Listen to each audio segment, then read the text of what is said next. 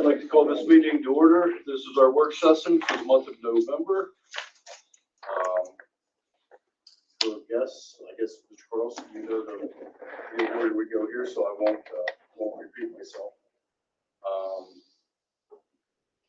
We'll move on to our reports from administrators. Mr. Stein.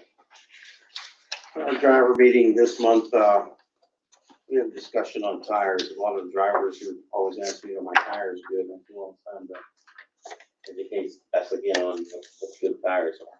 A lot of times, you know, even though I tell them you get a good tread doesn't mean the tire's good. So I show them some ways to check them and always be checking the tread on the front and the back.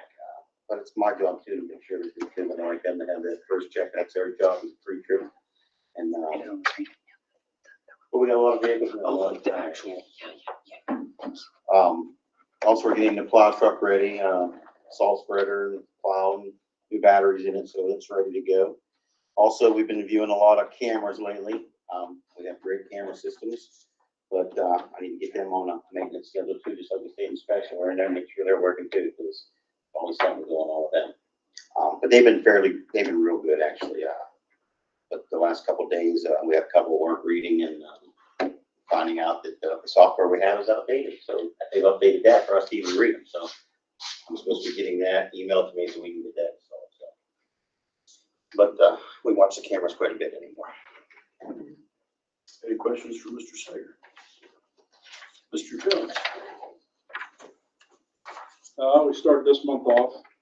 We had Brian Cleese come up there. We had a major water leak football field on the concession stand.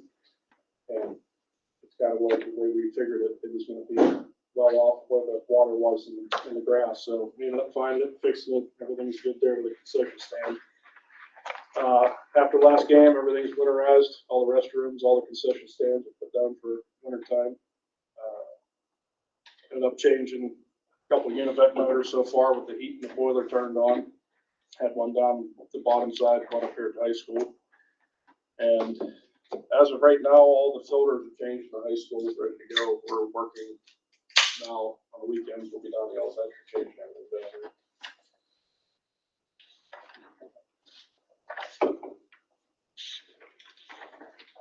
Any questions for Mr. Jones?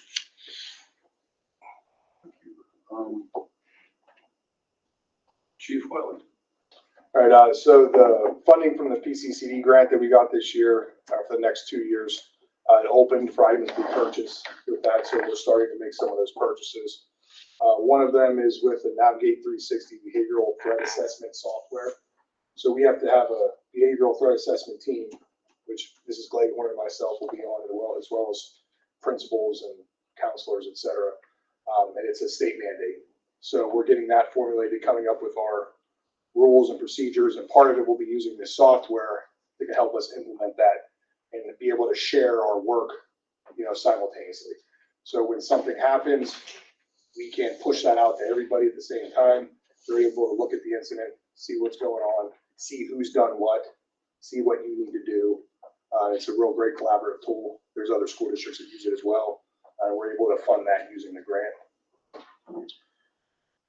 Also, I'll be attending a federal active shooter training through the Department of Homeland Security in Georgia here in about 2 weeks. And that's fully funded by the Department of Homeland Security. So flight, room, board, food, everything's paid for. So myself and Officer Heaney from Newcastle Police, who works for me here, we both do the active shooter trainings for the whole county with police, security, and schools. So we're going to go get the federal training so we can stay up to par with everything and bring that back here. Like I said, it's fully funded, which is great. We'll also, in line with that, we'll continue to do more training with all the school staff on safety protocols. So not just the standard response protocols that we've been doing with lockdown, hold, secure, etc., but also implementing a run, hide, fight. We haven't really done anything like that here since I've been here. And then we'll continue building upon that and doing more with the staff so that they're going to see this and they'll be ready, you know, if anything could happen, that they've at least been trained on it. And then also the county-wide report management system. that will be implemented in 2025, hopefully first of the year. This is basically a police reporting software. We don't have one right now because I've been waiting for the county to give me one. So they're going to pay for it for every department, every police department in Lawrence County. It's all going to be the same reporting management system. So I'll be able to go in and say, you know, a parent comes in acting crazy and I'm going to file disorderly conduct or something. I can type their name in and I can pull up anything that they've ever done in anywhere in the county and any reports that they've been on, any incidents that weren't even criminal. I'll be able to see all of that. And it'll be shared across police departments. And then if something happens somewhere else, I'll be able to see that and look in there. So it's going to be a great tool, another thing for us to get. And like I said, the county's paying for it. So. Any questions from Mr. I- Cole? I got a comment. I gotta say, any votes I took, I don't have very many regrets off the top of my head, but our budget sucks, but I just want to let you know, I do regret voting against you. I feel like even though we're broke, you're worth going in debt for, so. Thank you. I appreciate that. Yeah. I did have one question. Do we have anybody down at the elementary when the kids are being dropped off? You want to? In the morning At the or? high school. Oh, at the I, high school. always see them Okay. at the elementary. Okay. No, at the high school, I noticed one day this week, there was a parent dropping off like right in front of the school, not You're talking here or the elementary? the high Here, school, yeah, like right, like where they're not supposed to, in the back or? in the front, like where the buses are. pull up. Oh, Not okay, in the they were in that parking lot? lane. Mhm. Okay, yeah, I mean, I'm here, but what I usually do is. It was early, Oh, okay. Yeah. Usually, was it before the buses were here? probably, it was like 7:45. Yeah, I mean. Buses well, would have pulled out by then. Yeah, they would have, because Oh, okay. 7:42, we unlock the doors and the kids are waiting to come in from the buses. So the buses usually get here about 7:30, 35. Yeah. Then they will be gone by 45, 50, because they're waiting until we open up and all the kids are out in a couple minutes. So it might have just been the timing. I think, yeah. But yeah, I'm here at Okay. 7:30 and I'm right here in the front lobby, front area, and I keep a look for that. I open the doors and they come in and, so that's probably what it was, but thank you for letting me know. Yeah. Thank you. Mrs. Clayton. Good evening, everybody. I thought that I would just share some numbers with you, of everything that's going on. So school-wide positive behavior, if you're at the elementary school or at the high school, you see the green tickets, and the, Spartans on the board right now. That's students have the ability to earn prizes. At the elementary school, we have little ones coming in and out literally all day long with their green tickets. They're so incredibly happy. We've had 88 out of 200 tickets at the elementary school and 82 out of 200 here at the high school. With regard to special services, we have 120 special education students with IEPs, 50 with students with 504s. We have 23 and gifted students 14.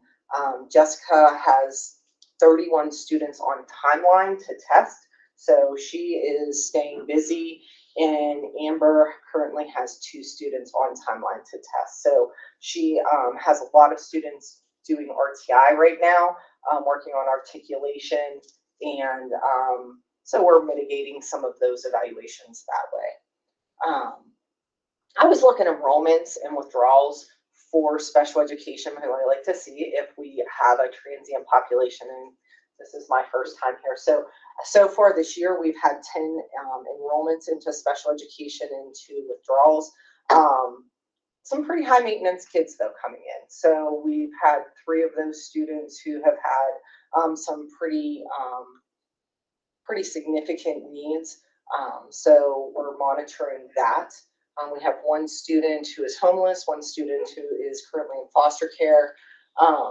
Mental health is booming. I will tell you, this district has more mental health services than a lot of districts. You all should be very, very proud of it. The wellness program is a program through Angelus, and those students it is not considered outpatient. Those are students who are seen here just within the school who have ongoing needs. So they may be getting counseling, they may just have some crisis needs, and that counselor is there available, both at the elementary school and at the high school. Right now, at the elementary school in August, we had 1 student receiving wellness services. Currently, we have 7. At the high school in August, we had 23 students receiving those wellness services. Right now, we have 61 in the month of September. So a lot of students are going through that wellness program. The Compass program is Angelus, and that is outpatient mental health here within the school building. So those students receive ongoing mental health treatment. Their parents sign them up for it. And we have 35 elementary students and 6 high school students in that program. We also have outpatient mental health through Human Service Center. The difference between Human Service Center programming and the Compass programming is Compass has the ability to accept more insurances, where Human Service Center accepts Medicaid. So those students who maybe do not have other insurance, they are going through Human Service Center, and we have 5 elementary students and 1 high school students receiving those mental health services. So we have a variety of students in and out of mental health services here, and that is absolutely wonderful. The Act 16 report was completed and turned in. That report is for funding for special education. So they tier our students and the costs of those students. Diane, Jen, and Cameron get that all together and make sure that all of our students are noted. So that's just our funding source through Department of Ed. And we applied for and received a $5,000 grant to pay for the speech intern in the spring. So Amber Jacobs and I applied for this grant, and we received it. So I was pretty excited about that as well. So our intern will be able to receive a stipend of $5,000 at no cost to the district. I do have one question. Yes, sir. I'm not sure how to ask this without sounding heartless, but I mean, we have pretty high numbers. Now, when I went to school years and years ago, I don't remember all these kids. Is this something that is getting worse? I mean, High numbers for what? Well, I don't, maybe when I was a kid, they kept them all in the closet. We didn't know about these kids. But now it seems like, I mean, I don't know, are things changing, or I just. For students with IEPs? No, for mental health. For mental health? I think it's recognized now. I think students are able to talk about it, and it's recognized. And following COVID, the increase of students with depression and anxiety was significant. And so mental health services is something that every district in Lawrence County and in most counties have. There are just a lot of services here at Laurel that benefit students. They like to talk to people, and that's what's different from whenever we were in high school, right? We didn't talk to people. We just kind of talked to our friends. Kids want to talk to an adult, and they're comfortable with that, and so. Okay. I didn't mean anything negative by it. No. It's definitely a much higher number than any time that, I went to school a long time ago, so. Even autism, I don't remember a lot of it in school. It was not, no. So I was just- Those numbers have To your increased. point, first of all, IDA didn't come in until 1975. Mhm. Initially, the special education rooms would be glorified janitor's closets. I also think school is the one commonality in society. So if it needs done, since you were in school, since I was in school, it now becomes the job of the school. How many times did you hear growing up, we need to stick to reading, writing, and arithmetic, right? Well, that's our beginning now, but that's no longer our end. Is there a need for a school officer or security? You know, we had guns in school, right? Which meant a whole different thing back then. So our security is different. Societal needs are different. And unfortunately, because I think it's fortunate we do a good job, but I think it's unfortunate we have to do the job. We are not mental health facilities. We were primarily designed for education. But if there's an ill in society, all the kids come to school. So the remedy for the ill in society is school-based outpatient. School-based counseling in the amount of trauma that students are experiencing, they have to receive some type of counseling. And this is the easiest place to provide it. Yeah, I don't, like I said, I don't have anything against it. I guess if I was younger and I had a cell phone, I would be needing help, somebody to talk to too, so. I had a question. The IEP numbers in the 504s, did this increase? They have not, no. The IEP numbers from our last, report last year was 117. We increased 3. So not significant at all. And that was my latest article in our newsletter. I looked at identification rates across the state as well as ours. We meaning the Commonwealth of Pennsylvania, cracked 20% in identification. To me, that is insane. And I had a little sidebar with Leslie about this. You can't tell me that 1 out of every 5 students in the state of Pennsylvania is disabled. That's what that means. Now, Laura, we're 11.3% or something like that. Yes. No, you were 10.5. So here's the thing, 15 to 17 is about where that number should be. Learning support, emotional support, whatever the case might be. But an extra 3% across 1.5 million total public school students and across 300,000 students who are identified. There's a problem in Pennsylvania. And Leslie brought to my attention, when she was in Kentucky versus she was in here, it's all about the standardization, I guess, of how kids are evaluated from state to state. How they're identified. So in every state, I was in Kentucky, and identification for students with learning disabilities was a true discrepancy model developed by Eastern Kentucky University. Here's your IQ score, here's your achievement score. It's either discrepant or not, and if your achievement score is not below a certain score, you did not qualify for services. They did not have life skill support, autistic support, multi-handicap support. Those students all went into one room. They didn't have segregated facilities. I had one cray spot. There were 10 schools in my district. I had one cray spot. Everything is so very different state to state. And in Pennsylvania, the problem is there's no standardization for determining specific learning disability. Every school psychologist determines that themselves. So Jessica has a very nice way that she looks at standardization. They are 2.5 standards below that mean, and that's how she determines qualification. Well, hopefully all this helps, and we don't have to support these kids when they're older. We're working on that. Okay, Okay. Mr. Lee.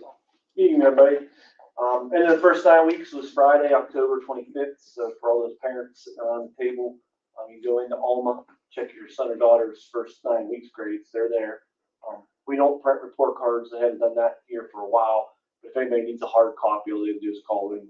We're happy to get that home to those parents. So we're well into almost 2 weeks into the second 9 weeks already.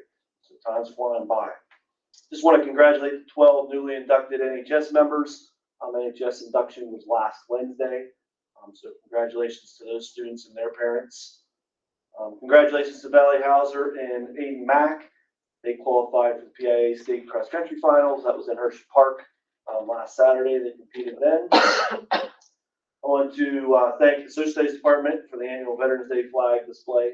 It's always a nice thing to see out there in the front lawn. And then everybody here yesterday participated in a mock presidential election. The results were very similar. Let me just say that. Tomorrow, the 8th graders will be heading to the Scottish Rite Cathedral for the annual 8th grade health and career fair. And then currently the student council is having their annual food drive, which is always a big deal here, big competition between classrooms. And which classroom brings in the most donations. So that's what's going on in the high school. Any questions for Mr. Lee? Mrs. Columbus? So, as Mr. Rich mentioned, the fall newsletter was published on October 26th. The grades ended on the 25th, so I had the first newsletter. A lot of submissions of articles this year, so we actually, for the first time since I've taken over, I had to go to 3 pages. If you go on your Board Docs, the links are there for all 3 pages, so you have a digital copy of it. Mrs. Gleghorn talked about the Principals 200 Club. We had 16 winners. So we distributed those tickets. We're going to start new with that. Mrs. Gleghorn and I attended the SAP training, the Student Assisted Program training. Mr. Perkow joined us too. It is once a month we meet and we do our core team and we talk about some students and we follow the SAP process for that. Had our bonfire at our senior nights in October. Senior nights for both volleyball and football. Bonfire, we had added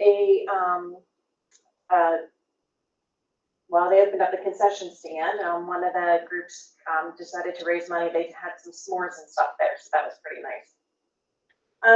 Attended the data meetings in both the elementary and middle school, high school. Monday night was our patriotic tribute concert. That is always something to go to. Yes, we get the flags are out front. The auditorium was absolutely packed with people. Elementary choir and band participated along with high school choir and band, and it's amazing when you see them all. It is on the YouTube channel, so if anyone would like to see it, it was streamed and saved. One of the things that I did with attendance was I was going through and I identified students that had perfect attendance this last quarter, where they were in school the whole day. They came to school on time, which is always a challenge, and they stayed the whole day. They didn't leave early, and they didn't have any incidents. So I had about 36 students in the middle school, grade 7, 8, and 9. And about 40 in the high school. So we're going to do a little incentive for them. We're going to give them a choice where they're going to vote on what incentive they want. So looks like maybe that half a day before Christmas break, I'll do something fun for them. I think it's just a great way to celebrate those students that are doing here, participating, doing what they're supposed to be doing. Also, attendance updates. I have been sending out attendance letters to families, just kind of reminding them when I don't have excuses. If we have 3 unexcused absences or 6, I've held some, we call them SAFE, student attendance improvement plan meetings with some families, trying to help see if there's anything we can do to help them, see if there's anything hindering them from coming to school. And I have tomorrow actually 2 truancy hearings that I will be attending. So one is for a student that has a lot of days that they've been absent, and another one is actually a homeschooled student that hasn't turned in any work. Any questions for Mrs. Just a comment, I love that, what is Superior Spartans Awards for the attendance. I think, if you want to, we always talk about the real world. I think that's just as important, if not more important than grades, showing the kind of discipline to be on time every day. And obviously we know you get sick and it happens, you can help it, but students, especially the middle school and high school students, the last thing I want to hear is sometimes here, and they're still coming on time and staying the whole day. I think they're setting themselves up for success. I think it's a great thing you did there. Do you know on that parent square, can you attach like a doctor's excuse? I couldn't figure that. Yes? Yes. Okay, I'll try. So when you can submit the note right then and there. You can't attach it that way. You would have to choose my name or Mrs. Vessel or Mrs. Schaefer's, and then you can actually take a picture of your doctor's excuse and upload it that way. On the lates, we can't provide an excuse when we get the notice. That's the only thing I notice with Parents.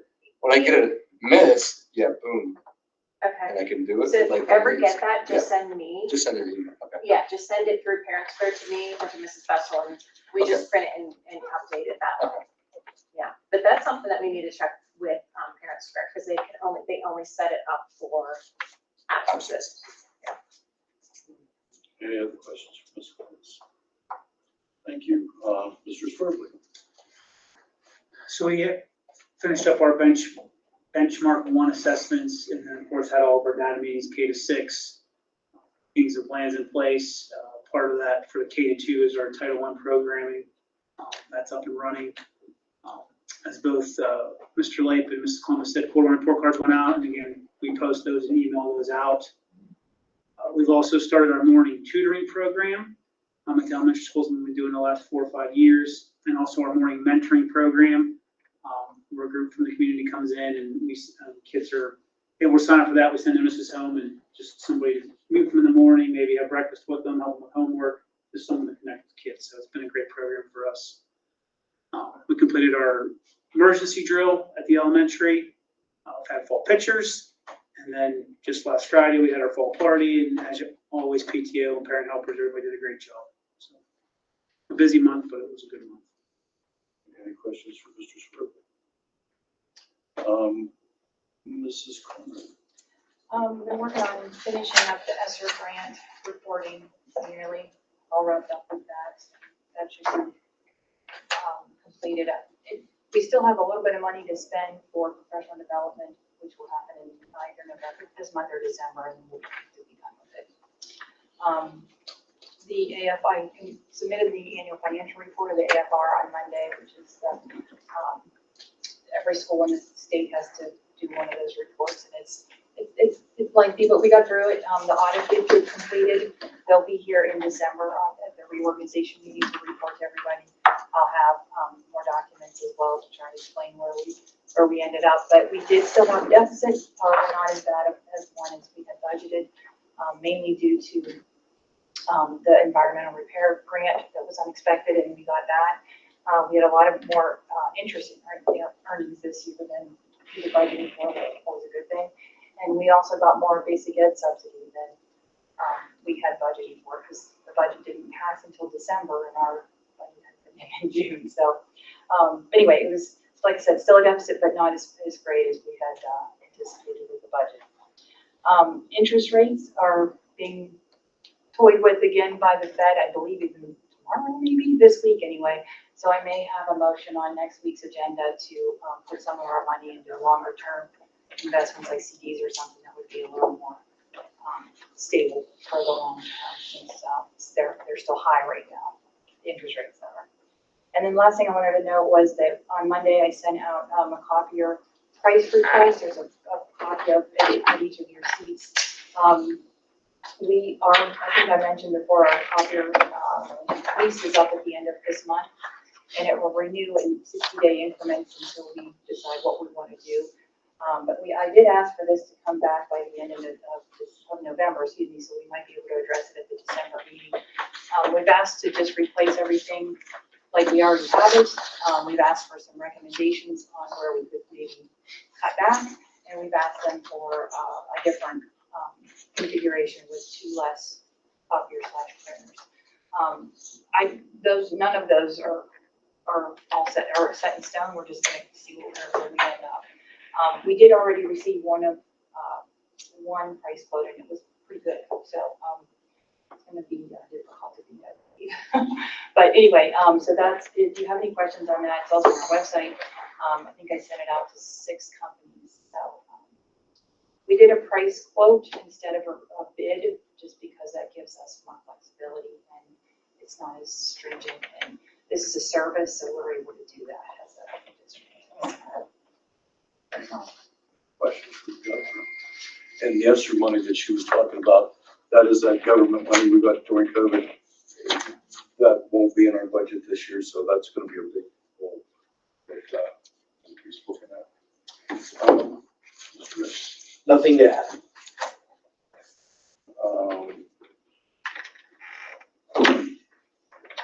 Next recognition of meetings, October 9th from 7 to 7:17 regular board meeting.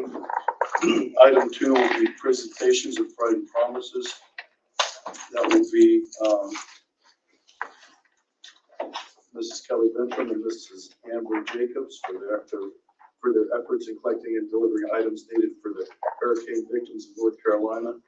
The items were donated by our students and staff and delivered to Ben Franklin's restaurant, to be taken to North Carolina on October 20th. Any questions on that? I believe they had quite a turnout on that. Item 3, reports from standing committees of the board. Our administrator just went through that information first. Item 6 is the minutes from the October 9th, 2024 regular meeting of the board. Item 7 is approval of the treasurer's report. And item B is our investment report. Any questions on A or B? Item 8, approval of bill listings, the list of general fund bills. List of food service fund bills, and you should have all this information. Item 9, board action items, personnel, retirements, resignations. Approve and accept the following retirements, resignations. Resignation of Kaylin Klingensmith, musical stage manager, effective October 30th, 2024, and resignation of Kim Stewart, elementary detention supervisor, effective October 29th, 2024. Any question on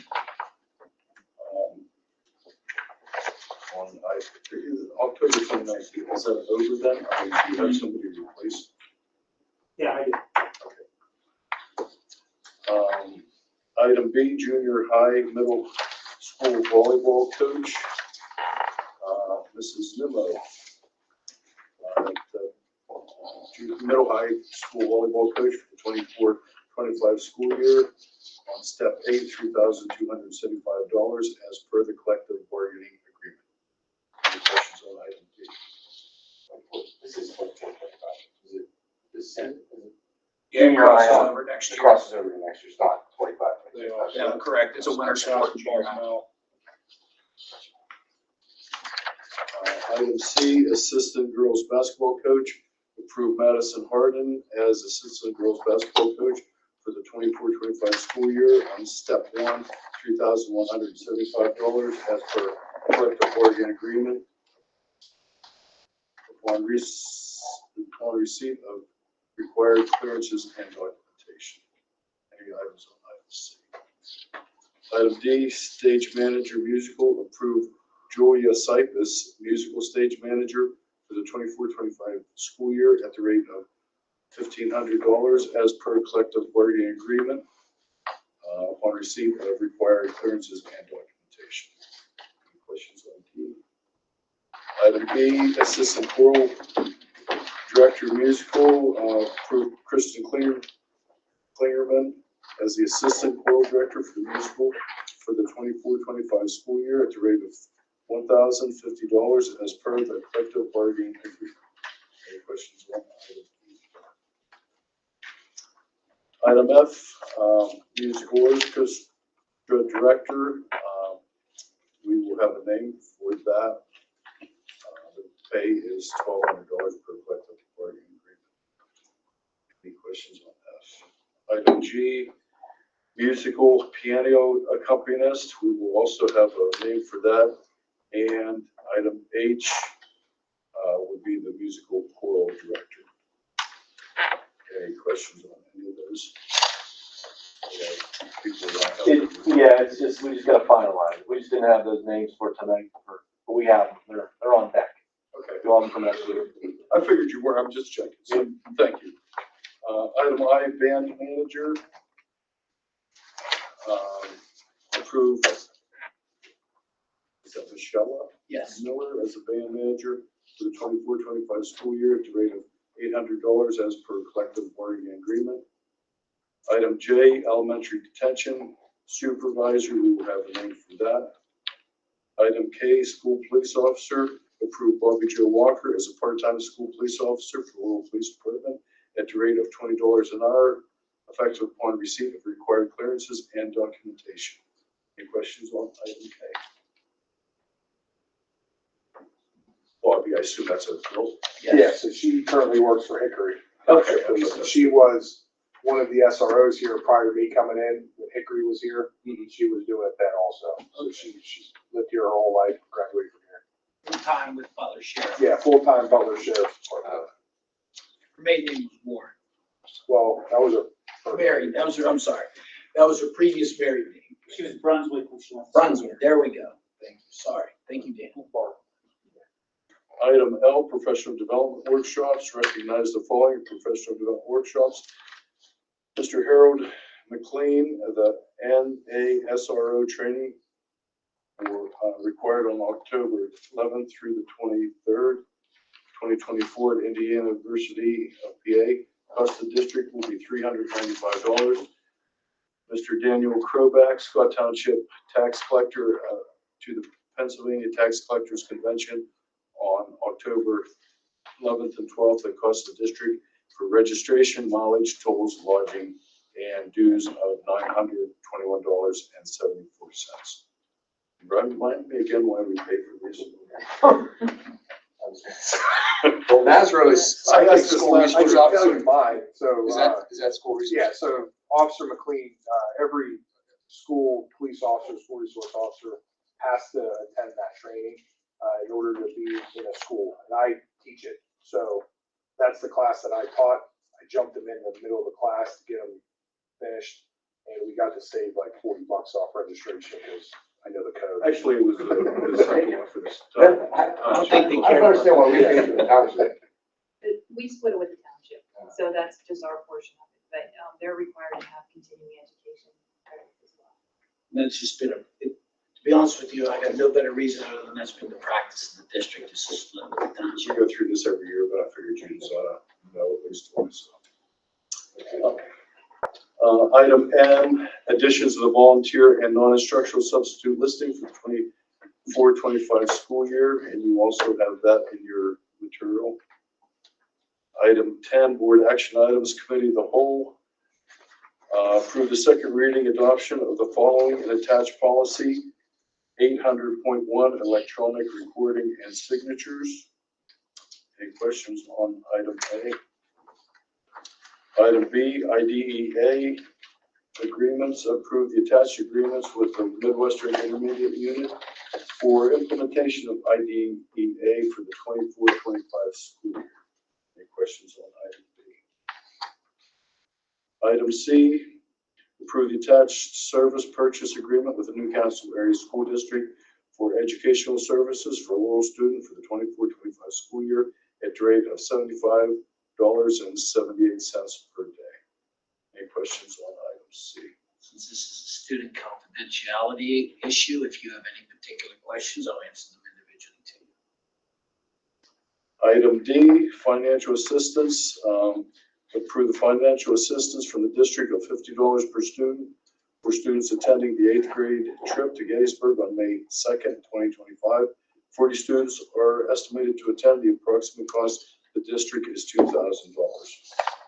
Now, it's been our practice over the years, no matter what trip, we stick with $50. Yes.